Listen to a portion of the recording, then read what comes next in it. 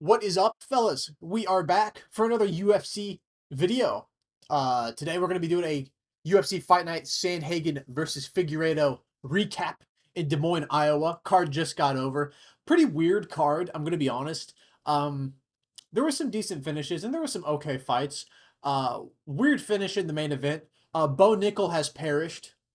And we did really good on this card, pick wise. I think we went 10-2, so pretty good. And the two fights I ended up picking wrong were like low level WMMA trash. So that happens. So we're still riding a lot of momentum over the last like 5 weeks or so. We've been doing pretty solid, I would say. But yeah, let's talk about the card. The card opened up with Juliana Miller versus Ivana Petrovic. I picked Ivana Petrovic just because Juliana Miller sucks, but basically the main story of this fight was Petrovic was better on the feet largely, but Juliana Miller was able to maintain a pace and force the grappling and just be a step ahead in some of the jiu-jitsu and grappling exchanges. I got herself a 29-28 decision. Very dull, boring fight. But it's a good win for Miller. Probably saved her career, honestly. I still don't think she should be signed. I don't think either of these ladies should be signed. I think they're very low level. But she got the win. Good for her. This is one of the two fights I got wrong, pick wise on the entire card. So, good win for her. Showed her grappling, was a little bit better in the grappling, and got the dub over Petrovic and a pretty dull fight for over 3 rounds. Speaking of dull fights for over 3 rounds, Thomas Peterson took on Dante Mays at heavyweight. I picked Thomas Peterson to win this fight. And I picked him just solely because Dante Mays has a really big weakness to grappling, and Thomas Peterson has decent wrestling, and you saw that. I mean, he was absolutely throwing Dante Mays around. I mean, he went 9 for 9 on takedowns, almost got an arm triangle, landed a lot of strikes. It just dominated Dante Mays every second of this fight. Dante Mays, quite literally, had nothing. There was no round in this fight where Dante Mays had any success. I mean, you see the control time. 13 minutes and 49 seconds. And this wasn't like 14 minutes of control time like Peterson pushing Mays up against the cage like a Torres Finney, the bum. He was shooting and getting like nice clean takedowns and just controlling Dante Mays and landing shots. Pretty textbook open and shut case on this fight. I broke it down pretty well. It's just Peterson had uh, the grappling edge, and Dante Mays was unable the entire fight to find a shot. Fucking Michael Bisping on the commentary. The only interesting thing about this fight was that Michael Bisping kept calling Thomas Peterson Steven Peterson. Like, does he not have a fucking sheet of paper that says the guy's fucking name? Like, how do you not know the name of the guy who's fighting? I don't fucking know. Thomas Peterson got it done. I think I picked him to win inside the distance, which he did not do. Couldn't find the finish on Dante Mays with the ground and pound of the sub, but in the end, got the win. Moving over to bantamweight, Gaston Bolaños took on Quang Lee. I picked Quang Lee as an underdog because I was not disillusioned with the fact he was 0-2 in the UFC. I've always thought Gaston Bolaños was an absolute shit fighter, and I don't think he should be the favorite over anyone in the UFC. And I was vindicated here. Quang Lee's decent, bro. He came out in the first round, went right at Gaston Bolaños on the feet, and then immediately shot in and got his takedown where he had a gigantic advantage. Like Quang Lee, I think when I did picks for this card, he was like plus 130, 140. He looked like minus 1,000 in this fight. I mean, he was so much better than Gaston Bolaños in the grappling, and in the striking, he was able to hang perfectly fine as well. He was just light years better. The first round was mostly just Quang Lee positionally controlling Gaston Bolaños once he got that first takedown and just staying on him and keeping the grappling going. And he was able to do that basically all of round one. A lot of people were booing. There was a lot of booing on this card, but some of it was pretty, understandable. Some of these fights were pretty fucking dull, if you ask me. But round two, Quang Lee came out. Threw a nice high kick, got after Gaston Bolaños on the feet. They were scrapping a little bit until Quang Lee decided to opt for the shot, which he once again got with relative ease. And in round two, controlled him for a little bit longer, but eventually he worked his arms up and under the neck of Gaston Bolaños and he didn't tap him. He just slept him out cold with a rear naked choke. Just Gaston Bolaños straight kissing the canvas. I cannot believe he was the favorite for this fight, quite frankly. Quang Lee gets his first dub in the UFC. I'm happy for him. I'm happy for him because I was pretty confident he would beat fucking Gaston Bolaños, and I'm glad he did. Moving up to women's strawweight, Marina Rodriguez took on Jillian Robertson. The last fight of Marina Rodriguez's career, sadly. I like Marina Rodriguez, but I picked Jillian Robertson to beat her just because, once again, um, she's got a weakness to grappling, man. She just never really found the ability to stop the takedown. And Jillian Robertson, she's been on a tear. Tied for the most finishes, I believe, in women's MMA. With 10, I do believe, or at least in the UFC for sure. And she looked fucking good here, dude. Looking all right on the feet. Neither girl was landing too much particularly well on the feet. It was mostly just like Rodriguez was unable to commit to anything really in round one just because she was so fucking horrified of the takedown. And then Jillian Robertson got the takedown easy, and basically just dominated Marina Rodriguez throughout all of round one. Round two starts. Jillian Robertson starts going at her on the feet, shoots for a takedown. Marina Rodriguez opts for a ninja choke, almost gets the ninja choke, but Jillian Robertson, you're not going to fucking ninja choke her. You got to be really good on the ground to finish Jillian Robertson with some submission on your back. Marina Rodriguez is not that, unfortunately. So Jillian Robertson was able to get out of the ninja choke and just land big shots and get a TKO over Marina Rodriguez, which is honestly really impressive to me. I picked Jillian Robertson to win by decision because I've seen her take lower level fighters the distance. You know what I mean? Like Pinheiro going the distance, Waterson Gomez going the distance. Finishing Marina Rodriguez is pretty impressive. Because old Snaggle Eye couldn't fucking do it. You know what I mean? Andrade couldn't do it. Lucindo couldn't do it. Jillian Robertson gets the TKO and stops her. She's the second lady ever to get a TKO over Marina Rodriguez. Really impressive win for her. She's in the top 10 now. Pretty good performance from her. Moving up to middleweight, Ryan Loder took on, I forget your fucking first name. That's so embarrassing. What the fuck? Azamat. I was going to say Aslan. For some reason, I was thinking Ebo Aslan. I was like, that's not his fucking name. Azamat Bekoyev taking on Ryan Loder. I picked Azamat Bekoyev just because he's pretty physical. He's got good striking. He's a fucking Russian guy. He's going to be a hard guy to take down, even if you are a good U.S. wrestler. And he's just a fucking physical freak. I mean, you can see the physique on the guy from here. And I was also pretty impressed with his performance knocking out Zachary Reese. And I think Reese is a pretty dangerous guy. But yeah, I picked Bekoyev. I believe I picked him by TKO as well. I just thought he would be too much on the feet. I thought Ryan Loder might try and wrestle. I don't think he would have any success because Bekoyev's got a decent wrestling base. He's a very physical, powerful guy on the feet as well. And I figured he'd be able to find shots, which he was able to do. Hurt Ryan Loder bad at one point in the first round. Ryan Loder basically tried to recover, stood his ground up against the cage, and was swinging back for as long as he could. But then he got dropped again, hit with another big shot. Bekoyev just swings these absolutely wild looping hooks, man. Just like damn near a straight arm punch.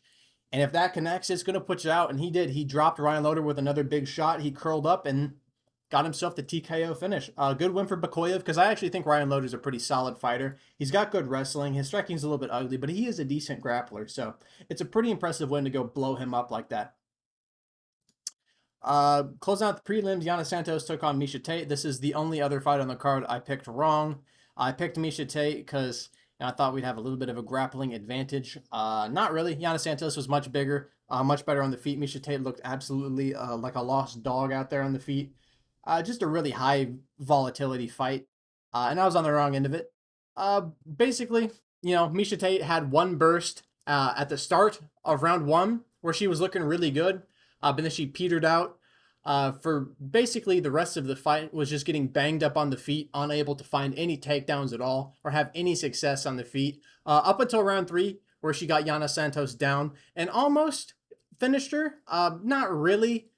She opted for the RNC, but she couldn't find it. And Yana Santos basically just was able to defend the rear naked choke at the end of round three long enough to make it to the judges' scorecards and win a decision. Pretty clean performance from her. It was just much better on the feet than Miesha Tate for most of the fight, outside of like the first 30 seconds of round one. Yeah, clean performance for Yana Santos. Probably saved her career here, honestly. Good win for her. Opening up the main card, Jeremy Stephens took on Mason Jones at lightweight. I picked Mason Jones to beat Jeremy Stephens. But man, Mason Jones was giving Jeremy Stevens the opportunity to fucking win. I'll tell you that, which I honestly think I appreciated as somebody watching it because I think Mason Jones very easily in this matchup could have just went out there and wrestle fuck Jeremy Stevens for 15 minutes, which he didn't do, which I appreciate. For the first 2 rounds, Jeremy Stevens and Mason Jones basically just banged it down on the feet. Jeremy Stevens swinging wild, powerful shots like he always does, and Mason Jones keeping it technical, throwing some nice spinning kicks, some nice high kicks. And Jeremy Stevens, I mean, on the feet, man, didn't look too shabby. He landed some good shots on Mason Jones in rounds 1 and 2. Busted up his nose, gave him 2 black eyes. And there was a point in the fight where I honestly thought Jeremy Stevens might actually get a finish. I believe it was in round 2 where he had Mason Jones pretty badly hurt. But yeah, Mason Jones was able to just stay composed for the first 2 rounds on the feet. Now kickbox Jeremy Stevens, and they just went at it, man. The first 2 rounds of this fight were really fucking entertaining, very back and forth. And Mason Jones looked good, but not great, honestly. I would have liked, I mean, as somebody who was lined minus 725, he probably should have just destroyed Jeremy Stevens and not given him so many opportunities to hurt him or knock him out. But in round 3, you saw what Mason Jones could do to Jeremy Stevens for 3 rounds in round 3. He just went out there and got the takedown and just kept Jeremy Stevens there for basically all 5 minutes of round 3. And he could have done that from round 1 all the way to the end of the fight. But I think because kind of like, you know, it was his first fight back in the UFC. The crowd's really into this fight. I think he just kind of decided to stand and bang for the first 2 rounds. And once he had those, he's like, yeah, I'm just going to take this fucking guy down. Not give him the opportunity and win a clean decision, which he did do. He won every single round. And it was a pretty fun fight. Decent fight. Good win for Mason Jones. I'm excited to see him back in the UFC. And Jeremy Stevens didn't look totally washed. You know what I mean? Chin's still there. Power's still there. Uh, you know. Moving up to bantamweight, Cameron Smotherman took on Seri City. I picked Seri City to win. I just thought he had more to offer than Cameron Smotherman. I have never really thought much of Cameron Smotherman. Like, just because he beat Jake Hadley on short notice, it's just like my logic when I was breaking this down. I was like, Jake Hadley's a guy who in this matchup refused to grapple and just predominantly boxed. And Cameron Smotherman's a guy who predominantly boxes, and I think Smotherman's a better boxer. So, you know what I mean? He won that fight, and I think that's why he was lined so close here. But I saw a lot more value in Seri City, and you can see it by the stats. He mixed it up very well in basically every single round. He was fishing for the takedowns. He was able to get them with relative consistency. Has a submission attempt. Like he basically did exactly what I said he would do. He would use his kicks. He would mix it up and go to the body. He would mix it up with the grappling, and he did it all 3 rounds. He just looked better than Cameron Smotherman. He was just a level above, and this is honestly the first clean win that Seri City has in the UFC. Well, another reason I think this line was so close before the fight was because he kind of robbed Garrett Armfield a little bit, and by kind of robbed, I mean he totally robbed Garrett Armfield. So I feel like if you were betting tonight, you got value on City at minus 135 because in my opinion, he was the way better fighter, way more well-rounded, way bigger, and he just dominated the fight basically everywhere it went. Cameron Smotherman had almost no urgency in any of the rounds to try and get a finish, even in round 3, really. And Seri City just outpointed him, mixed it up well to the legs, the body, and the head, and mixed in the takedowns as well for a pretty clean decision and a pretty uneventful fight. Speaking of uneventful fights, holy shit, this fight sucked balls. Montel Jackson took on Daniel Marcos. I picked Montel Jackson. I thought he would get a TKO, but for some reason, neither guy wanted to fucking strike. I mean, Montel Jackson landed some nice shots on the feet, but a lot of grappling here. Very dull, boring fight. And almost every round, I remember Montel Jackson landed some nice shots in round 3. But outside of that, nothing eventful really happened. It was quite fucking boring the entire round, or the entire fight. Like, I don't even, like, how do I even break this down? They were grappling. Nothing was happening. No one was throwing any ground and pound. It was just jockeying for position for like 15 minutes with the occasional, you know, strikes landed. I mean, this fight fucking sucked, especially for like when you see this fight on paper, like going into fight week. I saw Montel Jackson and Daniel Marcos. I was like, this is such a sick fight, bro. I'm stoked for this fight. I thought it would be a banger. It was not. If you didn't watch any of the fights and you were planning on watching some of them back, do not watch this one back. This one sucked balls. Daniel Marcos was unable to do anything meaningful, and that is why he lost every single round. He will get some takedowns, but there was 0 damage done, 0 submissions attempted, 0 strikes landed. Like, it's just a shit performance from him. Montel Jackson, on the other hand, he landed some all right shots on the feet, I guess, and landed more damage. So he got the win. Moving up to a welterweight, Santiago Ponzinibbio took on Daniel Rodriguez. I picked Daniel Rodriguez by KO as a plus 130 underdog, and he got it done. Basically, pre-fight, I said Daniel Rodriguez. I think both of these guys are pretty uber washed in my opinion. But whereas I think Daniel Rodriguez is washed in the way that he's like slower now. His boxing is not quite so crisp. He's a lot slower. He's had some injuries. Santiago's washed in the way that his chin is fucking gone. Because Santiago Ponzinibbio, still pretty quick on the feet. He can throw some hard shots. He can push 3 rounds really hard, but his durability is shot, man. And I just did not trust him against D-Rod. And I'm glad that I didn't. Round 1, Daniel Rodriguez and Santiago Ponzinibbio went at it on the stand-up. Santiago attempted a couple of shots. He was unable to get any of them on D-Rod. His takedown defense was pretty solid, surprisingly.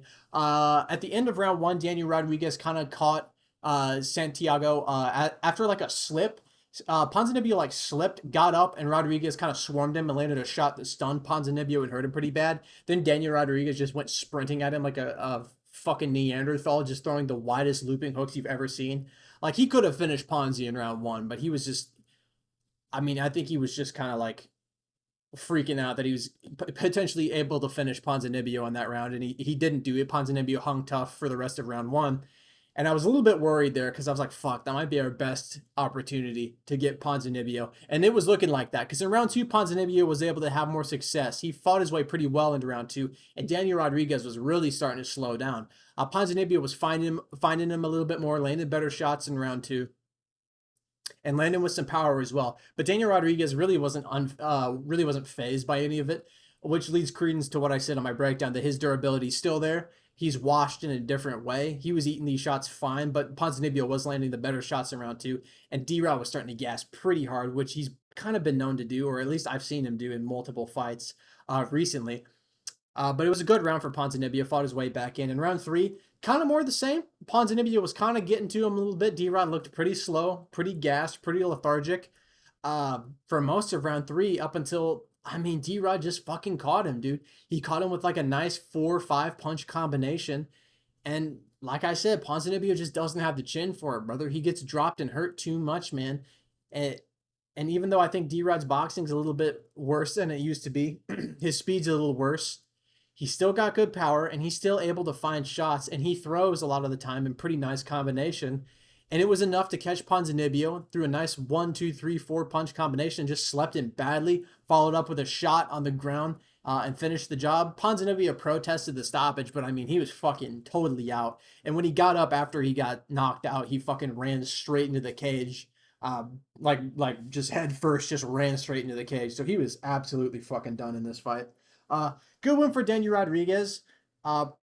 Pretty sloppy fight, but it was pretty fun to watch. I kind of figured this fight would be pretty entertaining to watch. Good win for D-Rod. Made me look smart by picking him to win. A lot of people were on Ponzinibbio. I didn't see the value so much. Yeah. And moving up to the co-main event. Any Rainer de Ritter pickers out there? Any Rainer de Ritter pickers out there? Do you guys know any Rainer de Ritter pickers? Any guys who picked him to win? I fucking love Rainer de Ritter, dude. I'm so fucking glad he won. Fuck Bo Nickel, the absolute schmuck. God damn, this was so much fun to watch live. I was fucking screaming in round 2. But let me jump into the fucking fight.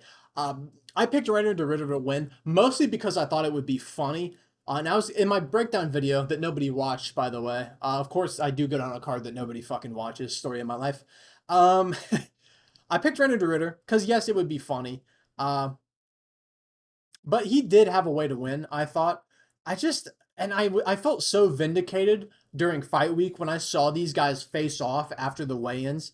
Because, like, I wasn't super confident in de Ritter, but when I saw these guys face off after the weigh-ins on, like, Friday, I was like, dude, I'm feeling good about DeRitter because he looked 3 times the fucking size of Bo Nickel. And he looked enormous in the cage. I mean, Bo Nickel looked 2 weight classes below him. I was like, dude, we might actually get this fucking win here. And Rainer DeRitter goes out there and he just does what Rainer DeRitter does. He just kind of spurgs into range.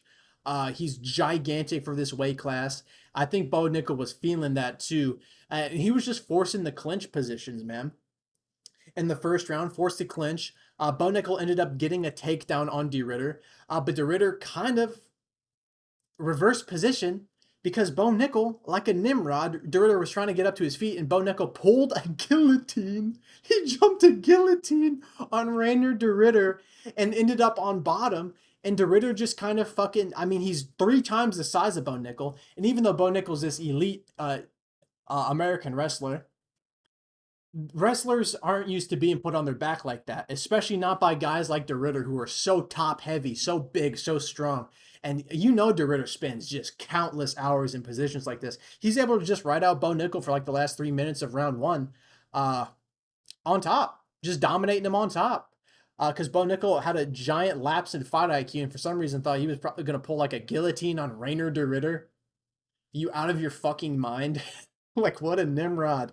Round two came out, and we got right back into the clinch fighting. Now, the story of this fight, and the story of round two specifically, was DeRitter was absolutely battering Bo Nickel in the fucking clinch. Just absolutely fucking brutalizing him. Just throwing really nice knees up to the body. And Bo Nickel, I mean, there's not a fucking ab in sight on this guy. So when you throw a knee into his stomach, you're probably just going straight through him. You're probably touching his spine. But DeRitter was just bullying him in the clinch with knees. He was landing nice elbows as well. And you could see Bo Nickel eventually got pushed up against the cage in round two. And DeRitter had him in the clinch, just landed just like these little baby punches on Bo Nickel. But you could see the switch in Bo Nickel when he's like, man, I'm really not a fighter, am I? He's like, this shit fucking sucks. Because Rainer DeRitter is the first guy to punch this guy in the fucking head. And I think he realized in there, he's like, man, this shit is kind of hard, low key. And then, you know, DeRitter backed off. Bo Nickel got some space, but Rainer just stepped in with just a beautiful step in knee right to the body that he had been working the entire fight. He had been working the knees to the body this whole fight, and he just landed a beautiful step in knee right to the liver of Bo Nickel. And Bo Nickel was like, yeah, I'm fucking done. He just collapsed. And Rainer DeRitter, I think he landed a follow-up shot and he got stopped. I mean, Rainer DeRitter, my GOAT. Like, real ball knowers like me recognize Dutch Drickus Duplessis when we see him. You know what I mean? This guy's got DDP aura. I've picked Rainer DeRitter in every fight in his UFC career, and I'm not hopping off. I'm not. This is a Rainer DeRitter stan account now. We beat Bo Nickel. We knocked out Bo Nickel. You feel me? Fucking dude, Rainer DeRitter's legit though, right? A lot of people were shitting on him after that performance against GM3, and I was like, no, because like he looked shitty against GM3, but you gotta understand that was a meme fighter fighting another meme fighter, so it's gonna look retarded when you watch it fight. And against guys who are pretty legit fighters, Rainer DeRitter just absolutely bitched them, absolutely smoked Kevin Holland, just annihilated him, which a lot of people. He was like minus 120 against Kevin Holland. Are you fucking kidding me? I could go on a rant about this for an hour. Rainer DeRitter's good, dude. They had him fighting steroid mutant monster mass freaks up like at 2 weight classes, and Bo Nickel looked like a fucking middle schooler in there with him. DeRitter's just a well-rounded fighter. I know his striking's ugly and it's dumb, but he's got that frame. He's 6'4", and looking at the physique on the guy, he's fucking jacked. Like, he's huge. He's got that physique to just be able to bully a weaker guy in the clinch, and that's exactly what he did to Bo Nickel. I mean, he just tore him up in the clinch. I think in space, I think Bo Nickel probably has the better hands. But Rainer DeRitter's just one of these guys like DDP who just kind of forces what he wants to happen. He's like, I'm going to get this clinch position. We're going to clinch. And he forced it, and it worked. He just crumpled Bo Nickel. Bo Nickel, I see a lot of people being like, Bo Nickel quit. And there was some moments where it's like, yeah, he looks like he's given up. But that fucking step in knee to the fucking body, that was actually a nasty shot. I don't think he quit there. I think he got fucking dropped. But yeah, Bo Nickel kind of fraud checked. I'm happy to see Rainer DeRitter win, man. I want to see him get a top 10 fight. He deserves it, bro. Fuck yeah. RDR enjoyers, rise up. And closing out the main event, Corey Sandhagen took on Davison Figueiredo at bantamweight. I picked Corey Sandhagen. I believe I picked him by decision. I figured he would just school Davison Figueiredo over 5 rounds because he's so technical, so much younger, so much bigger, and very well-rounded. And it looked like he was on his way to doing that because in round 1 of this fight, I mean, like, I said the odds looked stupid when I first saw them when I was breaking down these fights. Maybe Vegas knew something I didn't. Maybe Vegas had an inside man in the Figueiredo camp and knew that he was just going to fucking go for fucking leg locks the entire fight. Dude, leg locks in MMA don't fucking work at all. Round 1, Davison Figueiredo hit a nice takedown on Corey Sandhagen. Corey Sandhagen got up. There was a little bit of a scramble. Davison Figueiredo goes for a leg. What happens to Davison Figueiredo for going for a leg lock? Oh, he ends up on bottom and gets punched 50 times in the fucking head. It is such a useless submission if you're finding somebody who knows what they're doing, even a fucking little bit. Even if they don't know what they're doing a little bit, their base reaction might just be to, hey, this guy's using all 4 of his limbs to grab my leg. I should punch him in the fucking face. So dumb. And then Corey Sandhagen started going for Davison Figueiredo's leg. It was just the leg lock extravaganza. Heel hook here, heel hook there. None of them worked because it's a fucking useless submission. Fucking 9 times out of 10. But Corey Sandhagen just smashed Davison Figueiredo in round 1. I mean, he looked minus 5,000 in round 1. Just destroyed him. Round 2 came out, more of the same. Sandhagen hit a couple takedowns of his own. Looked really good against Davison Figueiredo. He looked great on the feet too, Corey did. Davison Figueiredo really couldn't find any success on the feet at any moment in this fight. Got Davison Figueiredo on the mat again. Both guys are kind of going for leg locks like a couple of Cro-Magnons. And then Figueiredo goes for a leg lock. And another reason leg locks don't work is because you can get reversed. You can kind of get yourself into a pretty sticky situation when all of your legs are tied up. And that's exactly what happened.